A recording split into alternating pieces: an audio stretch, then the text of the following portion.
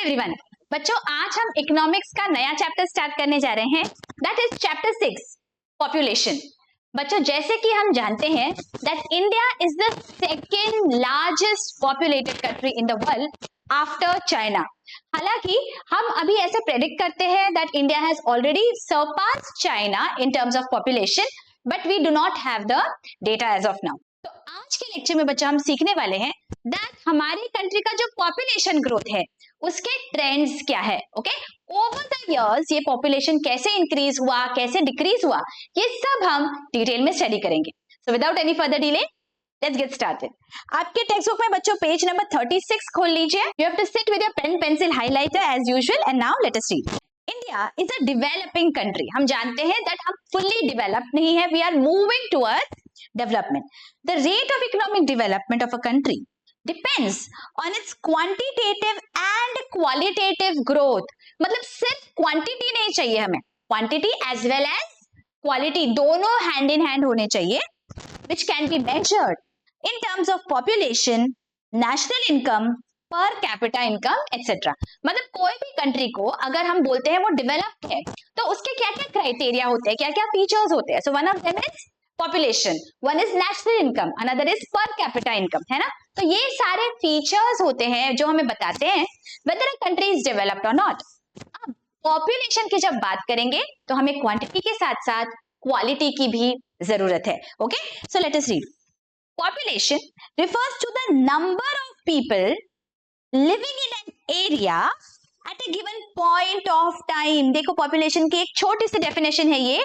Population क्या है आखिर? नंबर ऑफ पीपल, ये नंबर है लोगों का, ये तो सही बात है, लेकिन क्या they are living in a particular area, जो एक पर्टिकुलर एरिया में रह रहे हैं और at a particular point of time. तो ये बताना जरूरी है, अदरवाइज वो जो डेटा है वो मीनिंगलेस हो जाएगा। अगर मैं बोलूं पॉपुलेशन इज 1 लाख, अरे 1 लाख बट कौन से एरिया का, कौन से वक्त की बात चल रही है। So it is important to show which area and what time period. Okay, आगे। Population of India is measured once in every 10 years through a census survey। हमें पता है ये सेंसस होता है, हमारे आपके पेरेंट्स को आप पूछ लीजिए दैट सेंसस होता है। People come to our homes, they ask us various details in order to understand that ये जो पॉपुलेशन है उसका मिक्सचर क्या है, what is the gender, what is the age group, so on and so forth. Okay, तो बहुत सारे details यहाँ पे कलेक्ट किए जाते हैं। According to 2011 census, India's population was 121.02 crores। India ranks second in the world next to China. देखिए अब ये 2011 की बात चल रही है, we are in 2024 right now. Okay, हमारा बीच में सेंसस नहीं हो पाया because of covid pandemic. Alright, तो हम अब ऐसे प्रेडिक्ट कर रहे हैं that we have already surpassed China given the growth rate of the population. Alright, and right now we are around 144 to 145 crores। Okay, India has 17.5% of the world population। Imagine कितना ज्यादा, it is almost 1/5 of the world population है। Okay, it occupies only 2.4% of the world's land area। मतलब density कितनी ज्यादा है, पूरे world का land area सिर्फ 2.4 है हमारे पास, लेकिन पॉपुलेशन कितनी ज्यादा है, देखिए 17.5% of the world's population। Population statistics are compiled and published by the Office of the Registrar General and Census Commissioner of India। तो ये कौन population statistics करते हैं ये हमें दिया गया है। ओके, let us read आगे क्या है।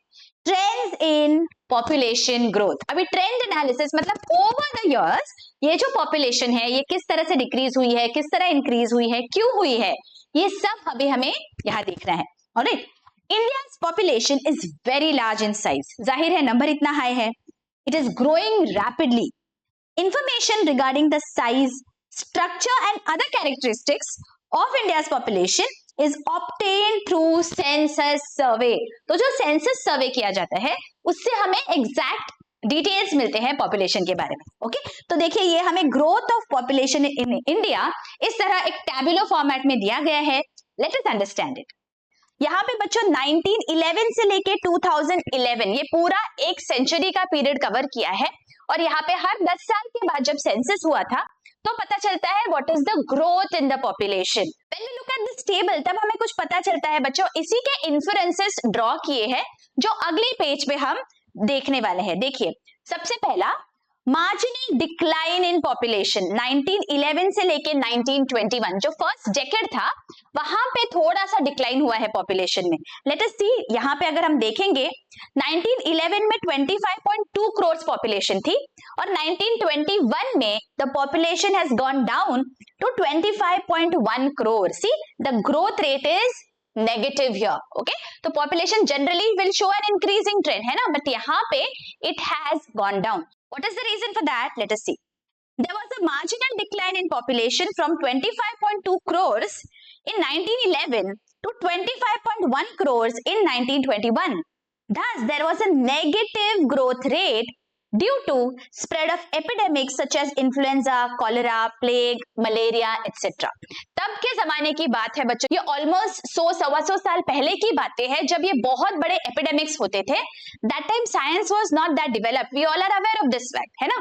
तो जब ऐसे एपिडेमिक्स होते थे बहुत लोग इस एपिडेमिक्स का शिकार हो जाते थे and that is the reason why the population in those 10 years actually went down, because इतना ज्यादा इन एपिडेमिक्स की वजह से we lost human lives. Okay, so that is the first point here जो हम ट्रेंड एनालिसिस में देख रहे हैं, that 1911 से 1921 में there was a drop in the population. Okay, second, year of great divide. The decadal growth of population was negative during the period of 1911 to 1921. 1921 there was a continuous increase in population. 1921 से आगे अगर हम देखें बच्चों तो देखिए यहाँ पे हम देखते हैं that population has continuously increased, right? So that is why the Census Commissioner of India has designated the year 1921 as the year of Great Divide. आपको ऑब्जेक्टिव टाइप में ये पूछा जा सकता है बच्चों, year of Great Divide कौन सा है? 1921. Why?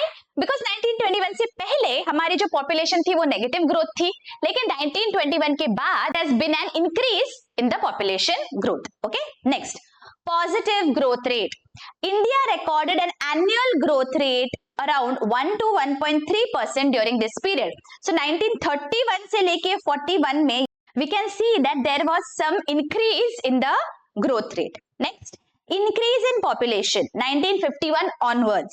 Between 51 to 71, population increased from 36.1 to 54.8 crores. This shows that after independence, there has been a tremendous rise in population. Okay, तो ये एक ट्रेंड एनालिसिस दिया गया है बच्चों that 51 से लेके 71 तक अगर हम देखें तो this population has only gone up. So post independence मतलब 47 में हम इंडिपेंडेंट हुए तो 51 से लेके अगले 30-40 साल our population has steadily gone up. Okay, population explosion 71 से लेके 2001. During this period, India experienced population explosion because during these 3 decades, annual population growth rate was more than 2%. देखिए अगर यहाँ पे 71 के आगे हम देखते हैं तो यहाँ पे look at the growth rate in the entire table. ये जो growth rate है ये देखो कितनी ज्यादा है, this is more than 2%. okay, that is why ये जो 3-4 decades है इन्हें हम बोलते हैं यहाँ पे population explosion हुआ है, मतलब बहुत ही ज्यादा हाई रेट पे पॉपुलेशन का ग्रोथ हुआ है. इससे पहले there was a growth but see it was 1, 1.3, 1.4. इसके बाद भी ग्रोथ है लेकिन the growth rate is not that high. But ये जो 3-4 डेकेड्स है यहाँ पे ग्रोथ रेट वाज एक्सपोनेंशियल, इसीलिए उसे हम बोलते हैं population explosion. Slow down in population growth rate 2001 से 2011. There is an indication of slow down in growth rate of population from 1.9% in 2001 to 1.4% in 2011. और अभी हमें वापस लेटेस्ट सेंसस आएगा तो we will understand what is the trend here. Okay, this shows that the average annual growth rate is declining. तो अब हमें ऐसे लग रहा है that इंडिया का जो पॉपुलेशन का ग्रोथ रेट है that is growing. Okay, grow हो रहा है but at a slower pace. यहाँ पे जो ग्रोथ था ये पॉपुलेशन एक्सप्लोजन था. Okay, अभी इसके बाद growth is slowly declining. Alright, so these are some of the trends in India's population growth. I hope ये आपको बहुत अच्छी से समझ गया है बच्चों. अगर लेक्चर अच्छा लगा है don't forget to hit the like button और मुझे कमेंट करके जरूर बताइए दैट आपको लेक्चर्स कैसे लग रहे हैं. बच्चों, I hope you are going through the accountancy lectures as well. Channel के होम पेज पे आपको accountancy as well as economics के चैप्टर वाइज प्लेलिस्ट मिल जाएंगी. You can click on that particular chapter. You will see all the lectures relating to that chapter in one playlist. Okay? Do make the most of these lectures. मिलती हूँ आपको अगले videos में. Till then, take care. Bye bye.